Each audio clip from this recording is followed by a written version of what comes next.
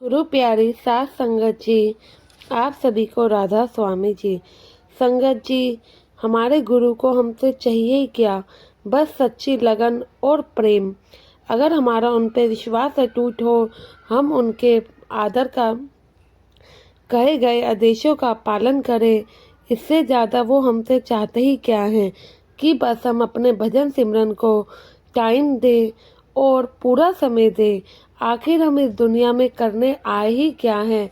ये भी घटना एक ऐसे ही बुजुर्ग अंकल की है जिनकी लगन भजन सिमरन के प्रति इतनी थी कि सिर्फ 10 दिनों में ही सदगुरु ने उन्हें अपने दर्शन दिए और कैसे उन्हें अपने साथ सचखंड ले गए। संगत जी, यह घटना कनाडा की है, जब बाबा जी बैंकओवर के सत्संग घर में संगत के साथ सवाल जवाब कर रहे थे और वहाँ पे बाबा जी ने सत्संग फरमाया था। बाबा जी सवाल जवाब के बाद पैदल चलकर संगत को दर्शन देते हैं और जब बाबा जी ने संगत को दर्शन देकर वापस अपनी कोठी की तरफ जाते हैं तो एक बुजुर्ग अंकल उनका पीछा करने लगते हैं। बाबा जी के साथ कुछ सेवादार और सिक्योरिटी वाले भी थे, लेकिन इसी बीच अंकल बाबा जी का इस तरीके से पीछा करते हैं कि कोई नहीं पहचान सकता कि वह बाबा जी का पीछा कर रहे थे। जब बाबा जी अपनी कोठी के अंदर गए तो वह अंकल जी भी सबकी नज़रों से बचकर बाबा जी की कोठी के अंदर दाखिल हो गए और बाबा जी का पीछा करते करते वह अंकल जी बाबा जी के कमरे तक पहुंच जाते हैं। ऐसे में एक सेवादार अंकल जी को देख लेते हैं और उनको पकड़ लेते हैं। इसी बीच शोर सुनकर वहां पर सिक्योरिटी वाले भी आ जाते हैं और सबने उन अंकल जी को पकड़ लिया और पूछताछ शुरू कर दी। तो वे अंकल जी कहने लगे कि मुझे अपने सदगुरु जी से मिलना है। सेवादार कहने लगे कि ये कौन सा तरीका है मिलने का, आप तो चोरों की तरह कोठी में दाखिल हो गए। तो वह कहने लगे मेरे पास और कोई रास्ता नहीं था। मैं 2 दिन पहले कुछ सेवादारों से कहा कि मुझे गुरु से मिलकर उनसे बात करनी है, तो उन्होंने मुझसे मिलने से मना कर दिया। मैंने कल फिर कोशिश करी लेकिन मुझे नहीं मिलने दिया गया, इसलिए मुझे यही रास्ता अपनाना पड़ा। आज मैं अपने गुरु से मिले बिना कहीं नहीं जाऊंगा। तो सेवादार अंकल जी को बड़े ही विनम्रता से समझाते हैं कि अंकल जी ऐसा नहीं हो सकता। बाबा जी अगर यहाँ हर किसी से मिले तो यहाँ तो लाखों लोगों की लाइन लग जाएगी और बाबा जी को पूरा साल कनाडा में ही रहना पड़ जाएगा। फिर आगे सेवादार कहते हैं आपको जो भी कहना है आप मुझे कहिए, मैं आपका संदेश बाबा जी तक पहुंचाकर आता हूँ। तो वह आदमी कहने लगा कि नहीं, मुझे आप लोगों पर भरोसा नहीं, आप लोग मेरी मजबूरी नहीं समझ रहे, मुझे सदगुरु से खुद ही मिलकर बात करनी है। तो इतने में सेवादार खुद जाते हैं बाबा जी के पास और उनको बताते हैं कि एक अंकल जी आपसे मिलने के लिए कह रहे हैं, लेकिन हमारे सदगुरु तो जानी जान थे, उन्हें सब पहले से ही पता था वह आदमी अंकल जी उनसे क्यों मिलना चाहते हैं। तो गुरु जी उनके लिए संदेश पहुंचाते हैं कि वह अंकल उनसे कल मिल सकते हैं।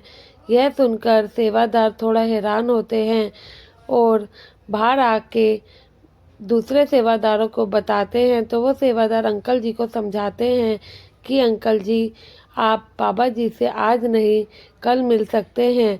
तो वह अंकल जी लेकिन जिद पकड़ लेते हैं और कोठी के बाहर बैठ जाते हैं।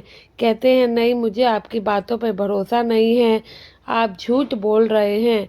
लेकिन फिर सेवादार उन्हें समझाते हैं कि ऐसा मुमकिन नहीं है, हम बाबा जी के सेवादार हैं तो हम झूठ नहीं बोल सकते, वो भी बाबा जी का नाम लेकर। तो बिल्कुल नहीं। अगर कल 10 बजे आपको बाबा जी से मिलने ना दिया जाए तो आप जो चाहे वह कर सकते हैं, हम आपको नहीं रोकेंगे।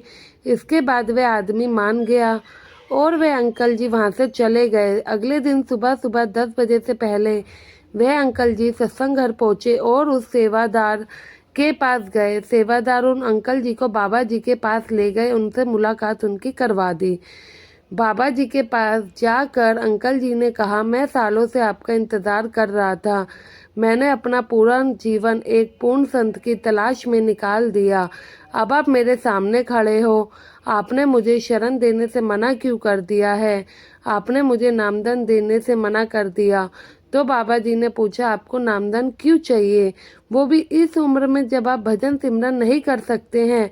आपकी उम्र बहुत ज़्यादा ही हो चुकी है।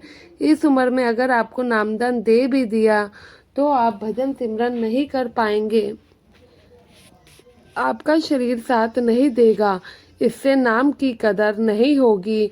तो वह आदमी कहने लगा कि मैं चौकड़ी लगाकर तो नहीं बैठ सकता, लेकिन कुर्सी पर बैठकर सिमरन करूँगा। बाबा जी ने उस आदमी के लिए एक कुर्सी मंगवाई और उनको कुर्सी पर बिठाया।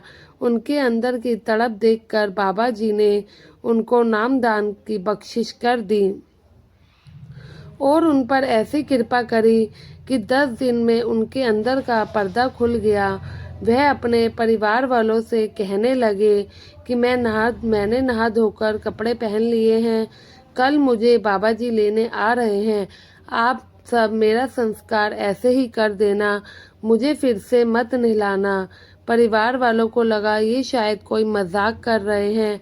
फिर 11वें दिन जब वह बुजुर्ग आदमी ने अपने कमरे का दरवाज़ा नहीं खोला तो घर वाले बहुत ही ज़्यादा घबरा गए और दरवाजे को तोड़ दिया गया और अंदर जाकर देखा कमरे में नीचे ज़मीन पर एक कपड़ा बिछा हुआ है और उन पर बुजुर्ग आदमी का शरीर वहाँ पड़ा हुआ है।